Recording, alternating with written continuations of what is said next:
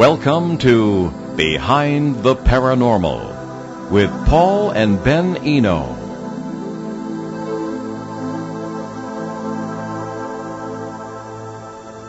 Subject of UFOs. Should you introduce them to the subject?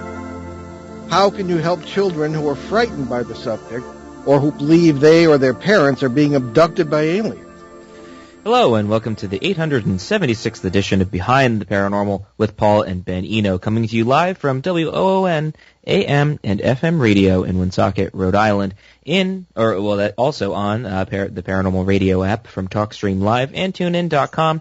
I'm Ben, and those sky-high questions came from my co-host, partner in Paranormal Adventures, and dad, Paul.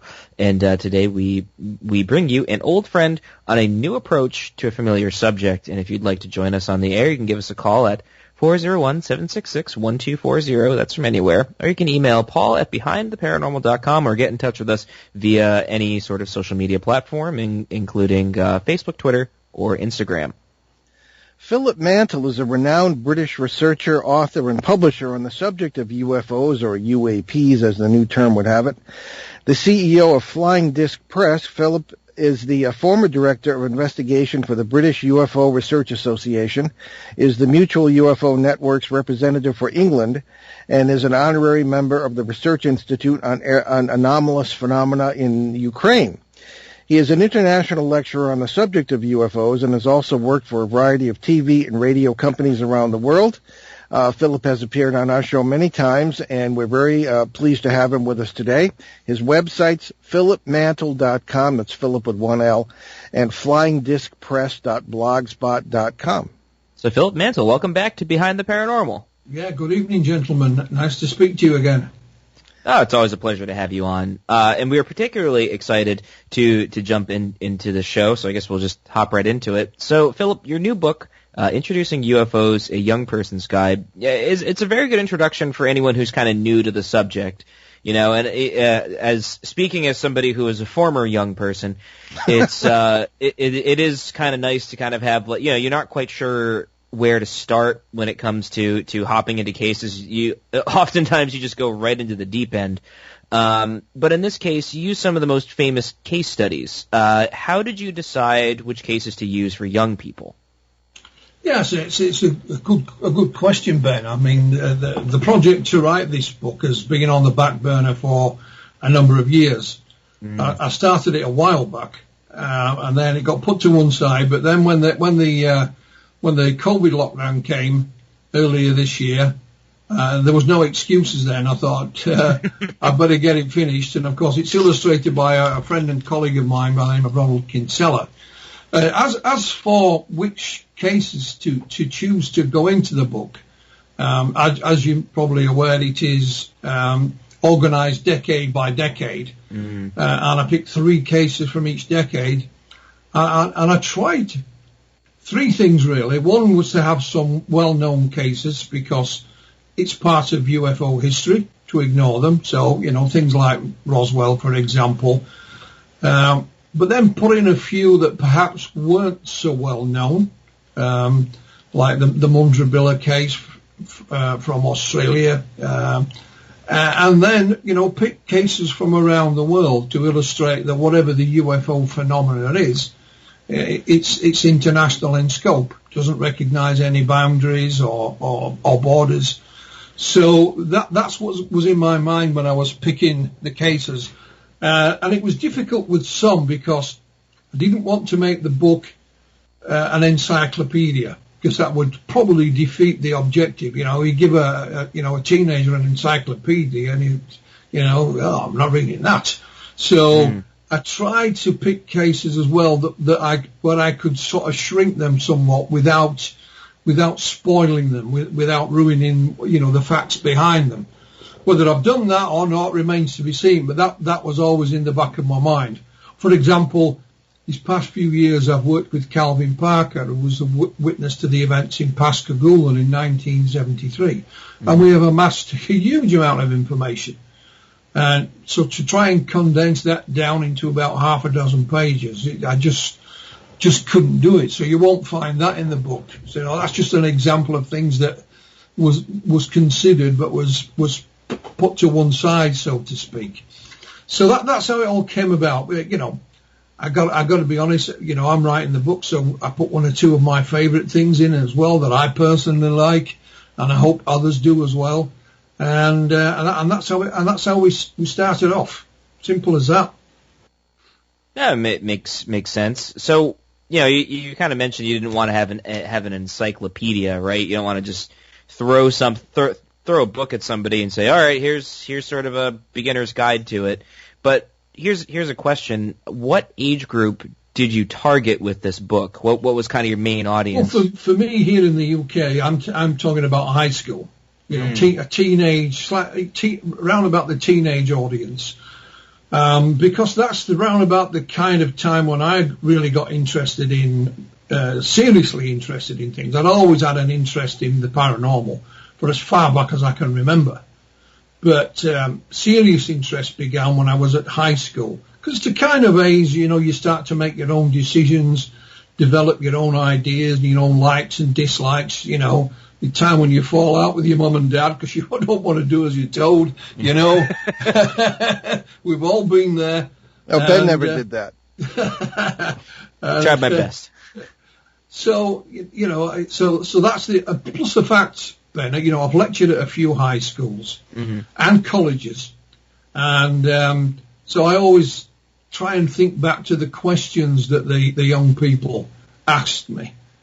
It's not always easy trying to remember, but I can remember some of them. So I'm thinking, well, they're asking these questions. Well, you know, I'll try and fit the book that might give them answers, or certainly some of the answers, or point them in the direction where they may be able to find those answers for themselves. What questions were asked? Like, if you had to narrow it down to like two, like maybe one question that was asked the most, what would that be? Do aliens exist? No, of course. Even in, you know, that's a very general way of putting things. But you know, are UFOs aliens? So what we tried to do with the book is not to dictate to anybody. And come the end of the book, excuse me, we have 3 ideas of what UFOs may be. You know, the extraterrestrial idea, perhaps they are secret military devices of some kind, or it's some kind of rare natural phenomena that still eludes us. So, you know, we want out to dictate, you know, here's some ideas of what they may be. And I don't know about you gentlemen, but I know when I was young, when I picked up a book, first thing I did was turn to the back cover, because that usually told you what it was about. And then I used to flick through it to see what the photos and the illustrations were like. So I decided the format of this book is a large format, so it's 8 by 10 inches. And I decided to have a UFO photo section in the middle of it. And there's a little introduction to it. The first photograph you see is actually a fake. It's from the Project Blue Book archives. But I say make up your own mind. So what I did for that segment of the book, I asked a number of colleagues in different parts of the world, this is what I'm doing, this is what I'm working on. Which UFO photographs do you think would be the best to include that you think may well be authentic?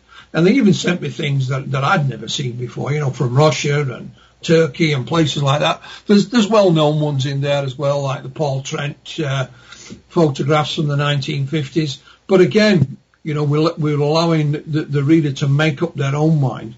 And there's even a little section about maybe a few pointers what to do if you're fortunate enough to have your own sighting. Having been a UFO investigator for longer than I can remember now, it's amazing the amount of time, for example, people said, well, I had my camera there, I never thought to use it, or I had my binoculars, or, you know, there was someone standing 5 yards away from me and I never thought to draw their attention to it. Just little things like that. And I bring it right up to date, you know, with the recent Tic Tac videos and that kind of thing, and the release of documents by the various governments around the world. And so it's about 150 pages, not too text dominant, a nice selection of illustrations and photographs. And then I thought, it would be nice for each chapter if we have a designer piece of artwork for it.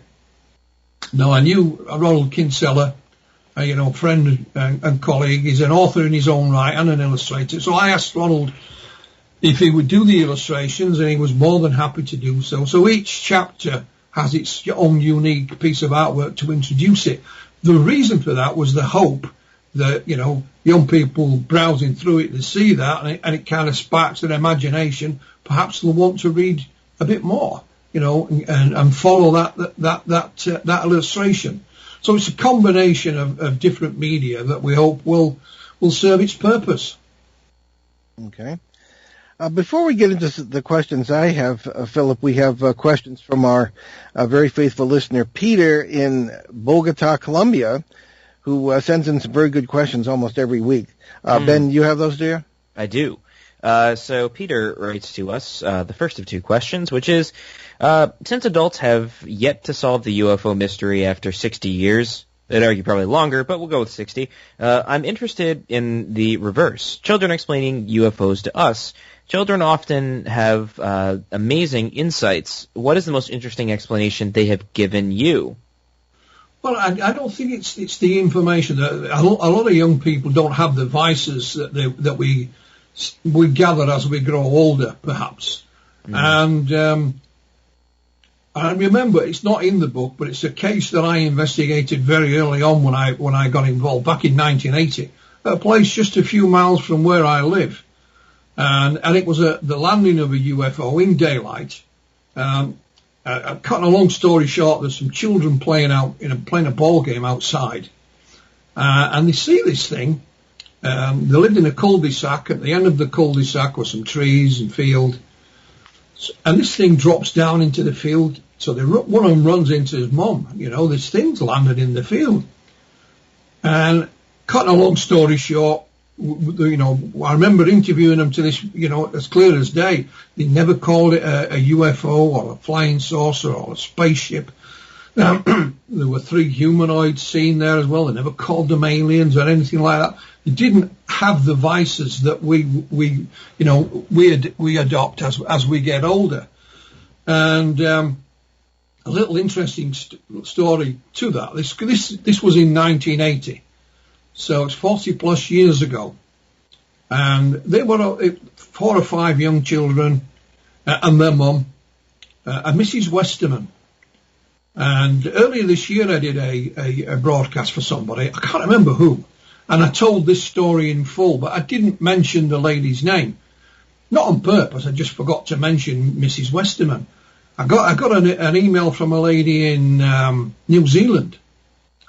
And the town where this took place in the county where I live, in West Yorkshire, is called Normanton. Former mining town. It's only a couple of miles from here. And she said, I used to live in Normanton. What was the family's name? So I said it was Westerman. She says, no, it can't be. My best friend was called Westerman.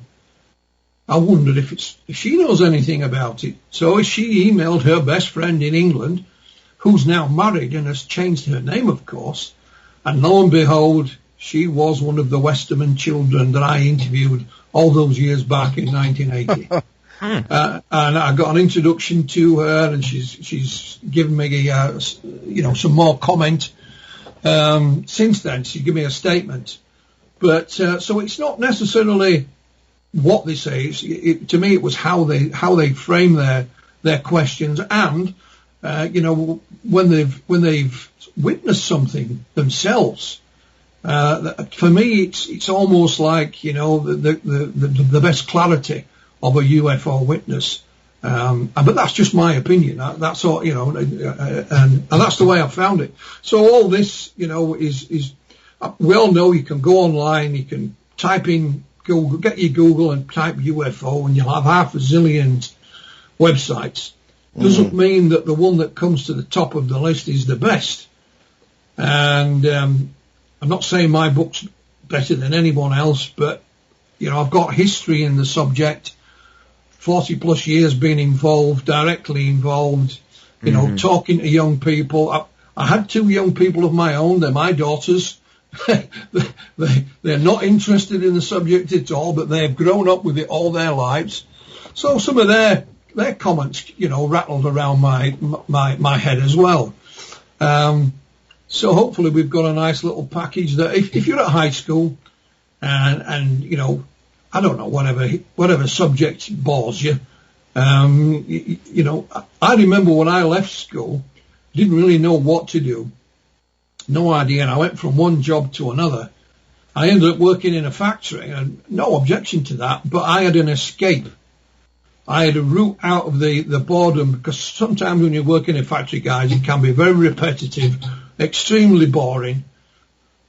But my out was UFOs. That was my escape route, was UFOs. And I used to work night shifts. I hated it.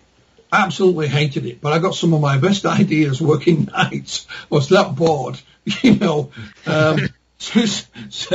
So, I've long since left the factory and it's closed now, so it doesn't really matter. My boss knew anyway, so it didn't make any difference. So, I'm trying to think if you've got an interest that's not on the curriculum of the school or college that you go to, then perhaps, this book might do the trick. You can have it in the old-fashioned format as a book, or in today's technology, you can download it to your mobile phone, your Kindle, your laptop, or all three if you want. Yeah, that's what I did. Yeah. So it's available in both formats, and hopefully, some young people will pick it up and think, this is pretty good, and keep my fingers crossed. Well, we'll move on. I have a question, but I'll kind of tuck it in for later, but I have it written down just in case. But we'll finish up Peter's questions, and his last question is, as director of British UFO Research Association for many years, what is the weirdest case your group has investigated? Oh, that's a difficult one. I mean, the association goes way back, and they have a huge archive of files. The weirdest, I mean, what I did again during lockdown, I'm not going to say it's the weirdest, but it is pretty weird, is I've written another book that will be out next year, and it's a book that deals with UFO landing accounts in Britain only, nowhere else. And there was one case in there, and it's from right off the south coast of the UK. We have an island called the Isle of Wight. Lovely place, really is a nice place. You can get on the ferry and go across. And it took place on the Isle of Wight. Don't ask me the date because I can't remember it. And it was two young kids that it involved. And they were playing out, running across near a golf course. Their father was nearby. They weren't running wild. And they came across this most bizarre humanoid, is what I'll call him. And I'd never come, he's got 2 arms, 2 legs and all that lot, but the description of it is so bizarre, I find it difficult to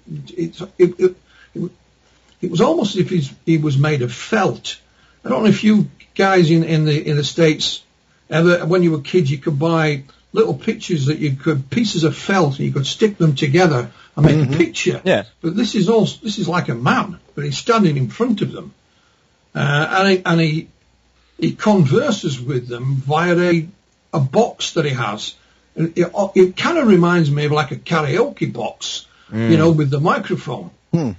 And he invites them to his residence.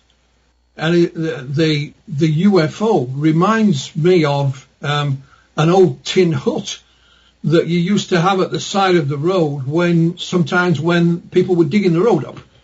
They don't have them now, but sometimes it's just like a little piece of corrugated tin, but the front was usually open. It was a place to put their axe, the pickaxes, the shovels, whatever they were using. They weren't lying around. But this thing had a door on. They went in it and they describe it, and it is the most bizarre thing I've come across in that respect. So bizarre, I find it difficult to describe it. And when I was writing the book, I thought, no, I can't put that in. I can't use that. But I thought, well, I have to, because there's no reason why it should be discounted just because it doesn't fit in with what we think we know. And the children went and told their father about it and so on. So it's in there. It's in the book, and it is very, very bizarre indeed. Like I said, I left it thinking, I can't put that in. But I thought, no, I have to, because if somebody highly unlikely found out later that I'd discarded it because it didn't fit, then I'd be guilty anyway. So I'll put it in the book, and you can read it yourself. If you want to discard it, then you can do. So that is one of the very curious things that I came across from various files. So I hope that the young man in Bogota remembers that and maybe sees the book next year and treats himself to a copy. But it is very, very puzzling indeed. All right. Now we have, before we get into my questions too, and before we take our break, we have a question from cousin Rick Eno, who is our sometime co-host here, and who is our show reporter in Northern California and is with the California MUFON. Let's put the shoe on the other foot. In your investigations, has anyone ever reported encountering alien children? Yes, I would have to say. Back in 1994, I published my first book with a colleague of mine called Carl Negatis. Carl was a Fleet Street journalist and he went on to run a highly successful public relations business of his own. And without consent, he's all about missing time and abduction cases, again, just in Britain and Britain only. And there's a lady in there called Jane. Jane lives in West Yorkshire. And in the early 90s, she contacted me. First of all, she told me about a UFO sighting she'd had as a teenager. When she was 16, she lived in the city of Leeds. Just some strange lights. And I thought, well, I'll document it anyway. And I went to visit her, met her partner. And then out of the blue, she started telling me about these ongoing, what we call abduction accounts. It wasn't a one-off. She told me the first one. Basically, she was taken from her bed one evening to some fields that lay nearby. These humanoid beings, the UFO was a dome shape. She was given some what we call sweeties. You call them candy. The little round things, and they are coloured. We call them Smarties. I don't know if you have them in the States, but to eat. And she said she was placed in a bath to get clean. She's naked at this point, but the bath seemed to fit her body absolutely precisely, as if it was made especially for her. And so, like I said, Jane's encounters continued. And one of the things she started talking about was being pregnant, although she wasn't, and having what you would call alien babies, hybrids. And she described the way they look as being, the way you could tell the difference really was the hair. She said, if you ever buy a cheap child toy doll, one of the really cheap ones, the hair is always really cheap and horrible. And that was the difference. And, Jane wasn't into the UFO literature. I walked around the house. She had no books or magazines or anything like that. What is peculiar, gentlemen, is that it's about the same time when our colleague, the late Bud Hopkins, was just starting to write about this type of thing himself. And what Bud called them, and I'll never forget, he called them the smart baby dreams. That was his terminology for it. And he was just beginning to release some of this information, and there is no way on earth Jane could get her hands on it. So what I did, I tape recorded the conversations with this lady, with Jane, transcribed them literally, and I sent copies in the post. There was no email, no internet in these days, so I would mail them to Bud, and he would write back after reading them, suggesting certain questions that I might ask Jane. So the next time I met her, I'd have Bud's, as well as my own, but I'd have some of Bud's questions there as well. So I hope that answers your cousin's question. That I would say yes, I have. That has been reported to us. Yes. All right. Well, let's take our mid-show break here. You're listening to Behind the Paranormal with Paul and Ben Eno on WOON 1240 AM and 99.5 FM in New England's beautiful Blackstone River Valley, and with our guest today, the great Philip Mantle. And we'll be right back, so stay with us.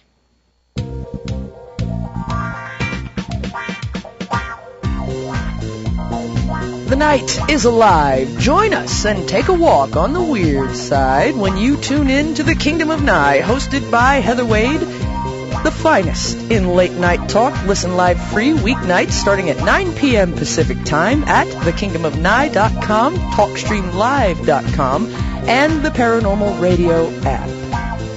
Wanna take a ride? All right, we're back Behind the Paranormal with Paul and Ben Eno. It's WOON 1240 AM and 99.5 FM in the beautiful Blackstone River Valley of New England, and we have our very, very good friend and our great guest, Philip Mantle, from the UK, West Yorkshire. And I'll start with the pat on the back, okay? Philip, first of all, congratulations on the success of Flying Disc Press, and I have to say that when I first heard you were going to had retired and were going to start that publishing firm, I said, I hope he can do it, but I don't think he can, right? But my goodness, what a success. I mean, everywhere I go, I hear about the books, and there's some outstanding authors, and again, congratulations on the success of that. We were very impressed. Thank you, Paul. I had the same doubts myself. Well, there you go. Okay, now, I love your book. It is truly very informative. And I learned things from it too. But I thought, you kind of explained this already because you said it was aimed at more or less at the high school age, students. But I think you or someone, I don't know, us or whoever, maybe all of us together, whatever, should write a book, for the younger, people, of less age, because the fears that we run into can be very difficult. For example, and I'm sure you've seen the same thing, scattered throughout the audience at UFO conferences very frequently are children, not many that we've seen. Yeah. But I've had them come up to me, with their parents and sometimes without their parents, and say, "Gee, are aliens going to hurt me?" And very occasionally, they believe they're being abducted. They have very strange dreams, as they say, or their parents fear they're being abducted, or they fear their parents are being abducted.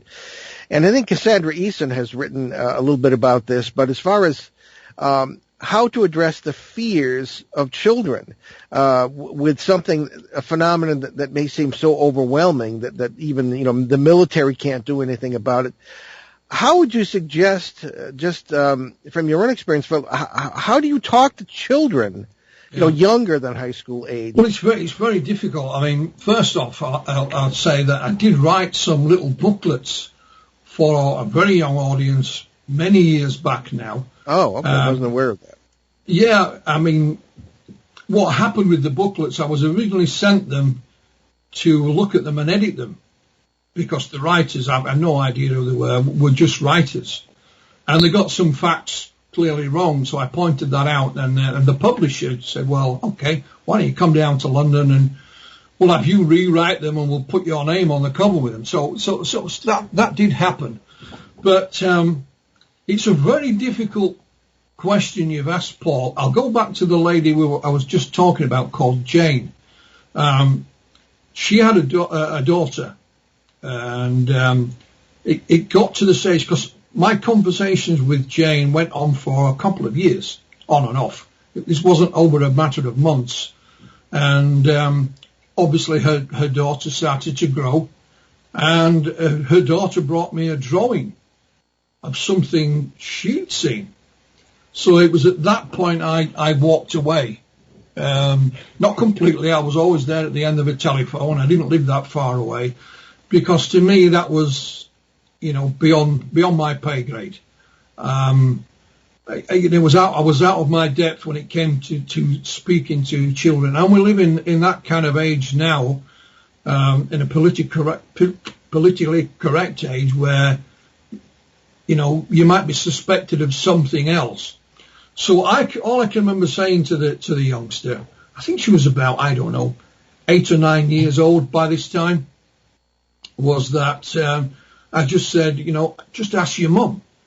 Your mum's okay, your dad's okay. I mean, I spoke to her father. He'd never seen anything. Jane's parents had as well. They'd seen things. Well, this will make you laugh. It's not meant to be funny, but I found it funny. Her mum and dad had this encounter one night, and her mum turned round and said, "It's not me you want, it's our Jane." Thanks, Mum. Thank you very much, Mum. So I kind of used her mum as an example and said, look, your mum's fine. Nothing's happened to your mum. Nothing bad's going to happen. And left it at that. So it is a very difficult question, and I didn't feel as if I was qualified to be doing that kind of thing. So I walked away at that point. But I still remember it. I remember it very, very well. Well, one thing we've always done, I started out as a ghost investigator, but it kept leading to UFOs in many cases as we kind of expanded the envelope, as they say. And I've always advised parents, and today we do the same thing. Don't shut your children out of the discussion. They very often see things that you don't, and very often sometimes have wisdom that you don't. And if you think that they're not having the negative experience with the entity or possible involvement with whatever you're seeing in your house or the lights in the sky or whatever, you're probably wrong about that. Now Ben came in very handy when he was young and first started at the age of 13, because kids would talk to him as opposed to the old guy, me, or even their parents. So Ben, what are your thoughts on this? I think one of the really, really important factors is, Philip, you actually made a really good point, which is, we're not really entirely qualified. Yeah. I think that it's such a touchy subject because it can be very traumatic, right? And I think that maybe there's sort of that natural instinct of saying, hey, I'm not qualified for this. If I worked in social services or something, or happened to know somebody that would be able to kind of talk kids through this experience, I think that we would all probably benefit from having a resource that we could turn to. Mm-hmm. Fortunately, we have Chuck Credo on our side, who's involved up in Maine and New Hampshire, and he works in social services, and he's great to have around, and he offers insight that not a lot of us really think about. I mean, Dad, you have a PhD in philosophy. I have a degree in audio engineering. It's like I have no academic qualifications at all. I mean, not one. I never. But what you'll notice, I know we're talking about children here, but when you look at introducing UFOs, we haven't diluted anything, because there is the Betty and Barney Hill abduction in there. There's Travis Walton in there, so we're not hiding things. But it can work the other way as well. I mean, I remember when I was Pew Forest Director of Investigations, we had a young man. I won't say young; he was early 20s, mid 20s. Came from the north of England, the northeast, and we had a sighting come in.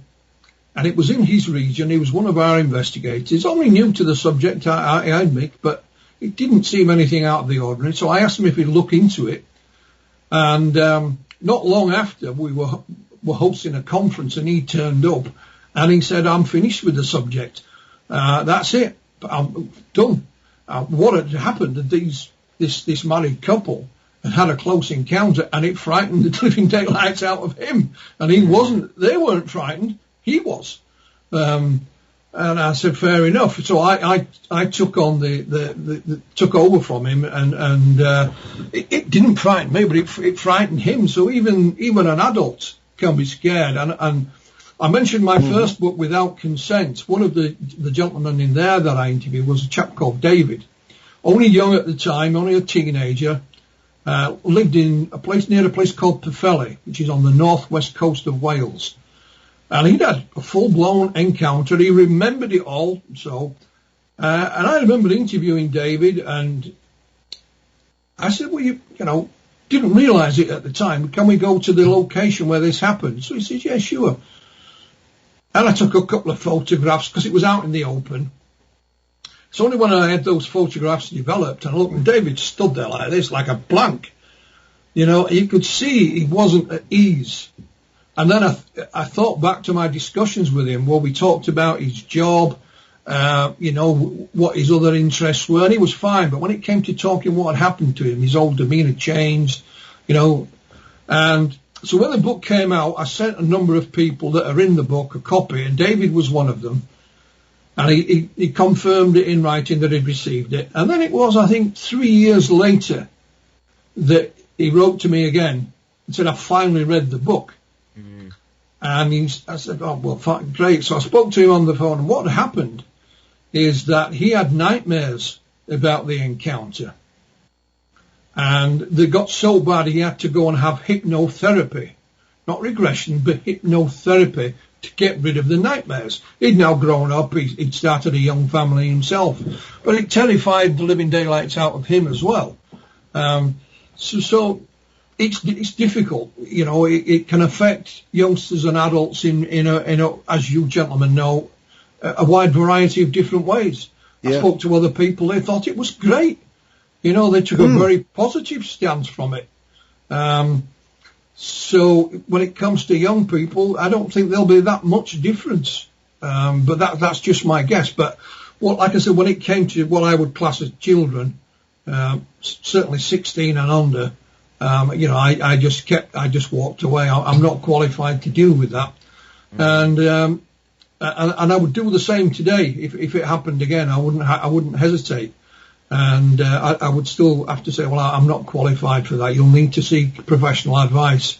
I think that's the best thing I can say. That's very, very astute. Certainly, you know, you might not have advanced academic degrees or anything, but you have instinct and you have experience, right? Which most people do not. So that's very important.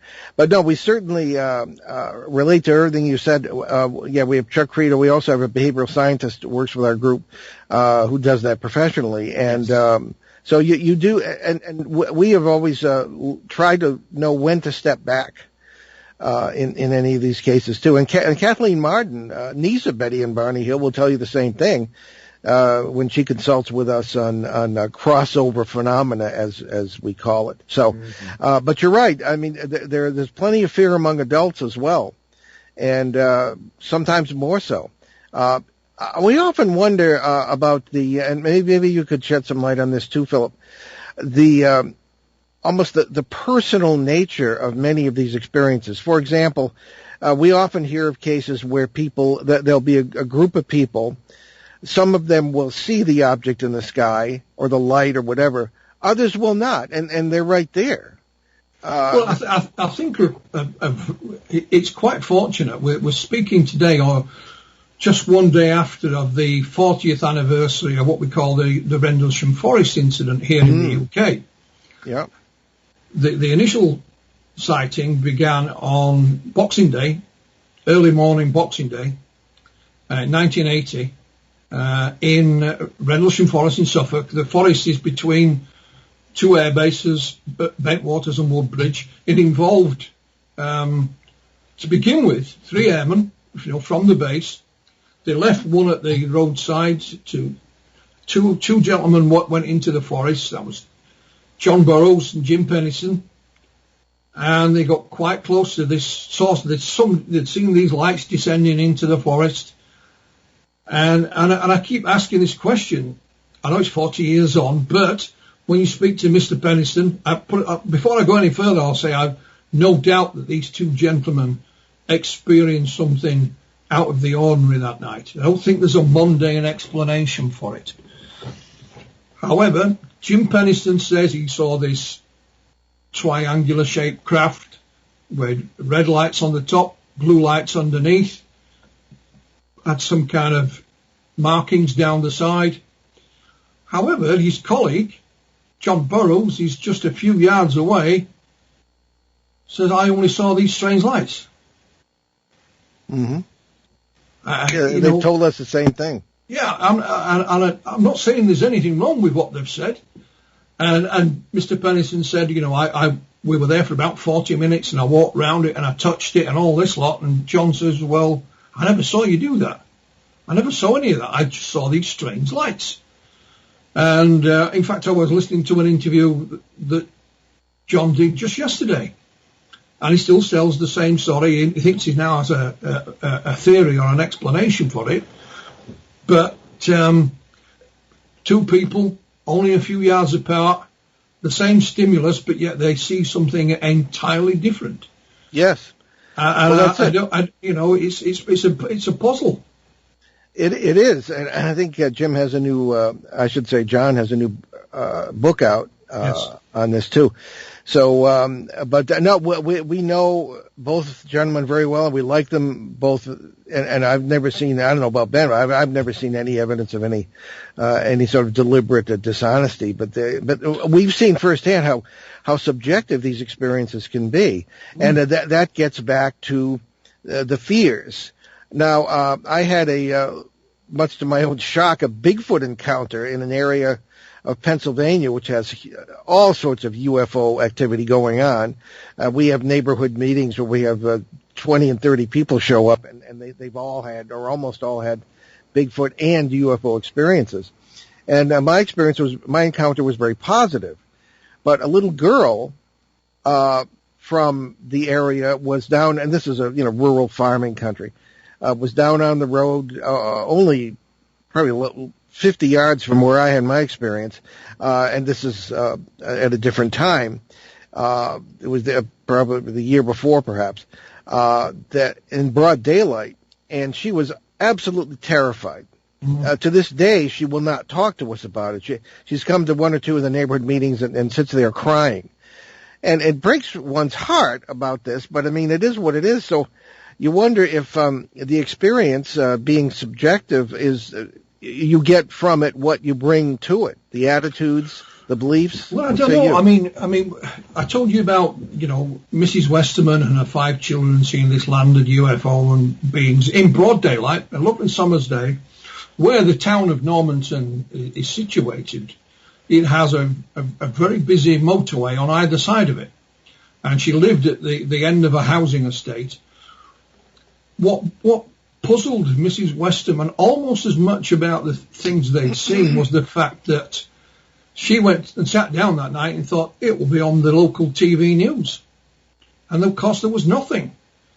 And she got the local newspaper that week, nothing. She even asked some of her neighbours on the same street.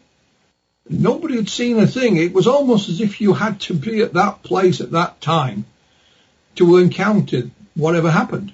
I remember I even interviewed one of the children's friends. He'd gone home for lunch, and when he came back, he'd missed it all. It had all been and gone and happened, and he was not happy that he'd missed out on it. But so it really puzzled him why nobody else saw or heard anything. This is not a remote place. It was at the time was an industrial town. All the towns around here were all coal mining towns. My father worked down the mines all his life. They're all gone now, but at that time but the motorways and everything are still there. Still a busy place, she literally scratched her head. Why didn't anybody else see it?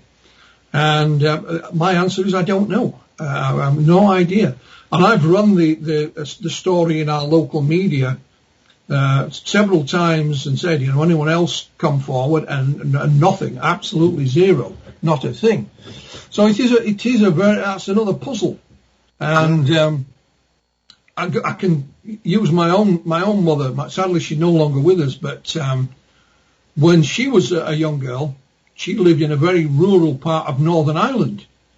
And she told me the story of, she used to play a lot on her own. And she said, I'm playing down by the river that run near her where they lived. And she says, I met a fairy. a female fairy with pretty dress and wings, and she spoke to it, and the fairy gave it a little bottle to drink out of, which she did. Said, if you drink this, you'll never have an accident. But it didn't frighten her. She thought this was marvellous. Mm-hmm. You know, she thought it was wonderful. So she took it very positive. And she told me the story, and I quizzed her about it down the years, and she told my children the same story. And I said, Mum, was it real? She said, well, it was real to me, son. That's all I can tell you. And there you go. Was that near Newry, by any chance, in Northern Ireland? No, it was a very remote place in Northern Ireland. The nearest town was a place called Glengormley. Okay. I'll give you an example. My mum had to walk to get to school. She had to go 5 miles to walk there and back. So consequently, she didn't go very often. Yeah. And right in the distance, you couldn't see it, but right in the distance was Belfast. And the reason that came up is because when she was a few years older, the first time the Germans ever bombed Belfast during the Second World War, she could see all the searchlights and everything going on. Yeah. And all the anti-aircraft fire. They were bombing the shipyards there. She couldn't see it directly, but she knew where it was. But she, one of the things I did with some of the abductees when we wrote Without Consent, I asked them about what they felt about the experience and what had happened to them. Some of them thought it was very positive, Paul, Mm-hmm. Others not so, others neither positive nor negative. So there was a whole mixture of feelings and opinions about, the nature and origin of the subject. That make of it what you will. Yes, the reason I asked about Newry was when I was there in 06, I heard reports of fairy experiences from the local people, very positive ones actually. But in any case, we're almost out of time here. But we wanted to get into, if you would care to comment on, and you do mention some of these ideas in the book, UFOs as something other than ET craft. Time travelers, that sort of thing. What do you find that young people tend to respond to as far as a belief system on that? Well, I think their minds are well and truly open to look at different theories. I mean, I've toyed with theories down the years. For me personally, I think it's best not to hang your washing on any particular line, because either consciously or not, if you do have a pet theory, you tend to ignore the evidence that doesn't support it. And you may not realize you're doing that. It's called confirmation bias. You may not realize you're doing it, but we all do it. It's part of what makes us human. So I try to keep an open mind. And I say to the young people, make up your own mind. Don't believe me. Don't believe him. Don't believe them. Believe yourself. This is a personal investigation for you and you only. Mm-hmm. And at the end of the day, if you come to a decision that you think UFOs can be explained by X, and nobody else believes you, it doesn't matter, because it is a very personal and, as you said earlier, subjective thing as well. Mm-hmm. It's almost like which is the best movie that's ever been made. Well, we've all got our ideas, but none of us are right, none of us are wrong, are we? It's just subjective. Right. And what was interesting, I mentioned the interview with John Burroughs that I listened to yesterday. John was on with an old colleague of ours called Jenny Randalls. Oh. Jenny is a long and well-established author and researcher, and don't hear a lot of her now. And the reason being, it's because Jenny thinks she has solved it. As far as she's concerned, she now has the answer to the UFO subject. Therefore, there is no reason for her to go on any further. And I've never heard her say that, ever. And I think fair play to you, Jenny, to say that, because some people might criticize it. We'll try to get her on the show about that. That should be interesting. And it was really interesting. Yeah. Ben, did you want to jump in here? We have another minute or so. I had a very long and complex question that may vaguely apply, but what the heck, why not? So you made a really interesting point earlier, Philip, basically saying, when the question was asked, what's the insights of children or teenagers, what have they ever said that's been relatively interesting or insightful? You made a point that, when you're a teenager, or at any age, right, you don't have the technology to be able to really understand something, and that kind of sparked something for me, and we may not have time to answer it, but I figured I'd ask this. I wrote it down because I thought I did a fun job of articulating it, which was, did I actually write it down? I did. So does technology help solve the mystery, or does it only create a border of what can be understood? No, I think technology is a great advance. I think back to when I first started. Had we had the same technology we have today, it would have been amazing. Because what you can do is share your findings in an instant, whereas it used to take weeks, if not sometimes months. And by that time, the trail can have gone cold, of course. So I think technology is amazing. That's why I've said, the people who we've aimed introducing UFOs at, they're going to be the next UFO researchers. They're going to be the next scientists, the next politicians, the next plumbers, the next everything. And they've got the technology that we have currently. But one of the things that none of us can do is see into the future. I remember speaking to my kids when they were young and saying, these are all the things I've seen change in my lifetime. Colour television. I remember when there was black and white. So do I. And I said, you just try and imagine all the things that you're going to see that we can't even think of now. And what that will be, and whether it will be a help or a hindrance is a different matter. I think it's how you apply it personally. But I think it can only help, as simple as that. One of the questions that always gets me, and I don't have an answer, is why do UFOs have lights on it? That's actually a really good question. Yeah, it is. And the reason I've thought of that, because when we were talking beforehand, Paul talked about having his microphone the wrong way around, and someone could see the light on it. So you don't have the light on the back of it, you have it on the front. But why do UFOs have lights on it? And I was reading today through the official Ministry of Defence file on the Rendlesham Forest incident. Mm-hmm. And it kind of says the same type of thing. You have to remember that the Rendlesham Forest incident started with lights being seen. Colonel Holt's famous memo is called Unexplained Lights. And he said, if this was an incursion into our airspace, why would they illuminate themselves? Well, they're talking about, be it the Soviets or whoever at that time. But why would they have lights? Why would they say, hey, we're over here, Yeah. Well, we're about out of time, but Philip, I wanted to give you a chance to talk about Flying Disc Press, your other books, where people can find out more.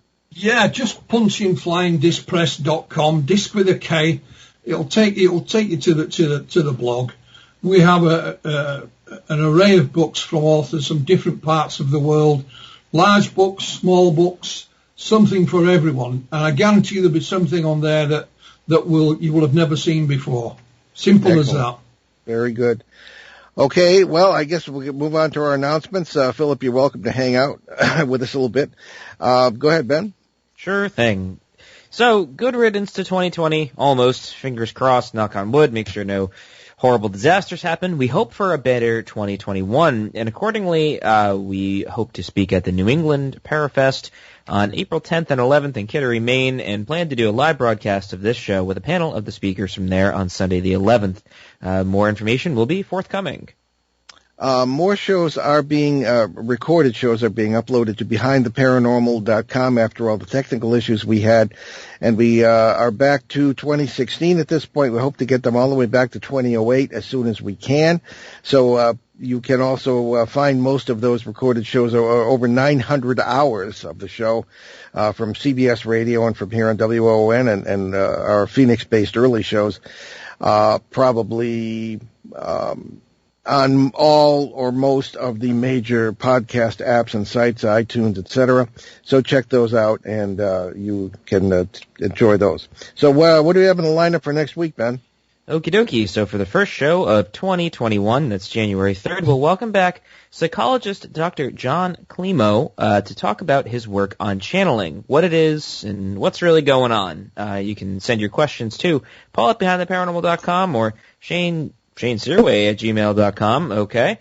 You know what? I guess you could ask him questions. Maybe he'll be here, maybe he won't. We'll find out, I suppose. Well, that's mainly meant for open line shows. Shane always is with us as a co-host on open line shows. I'm sure he'd love to answer questions. Yeah, absolutely. So we have a thought today from the who's it from? Oh, yeah, a thought attributed to that old sweetheart Albert Einstein.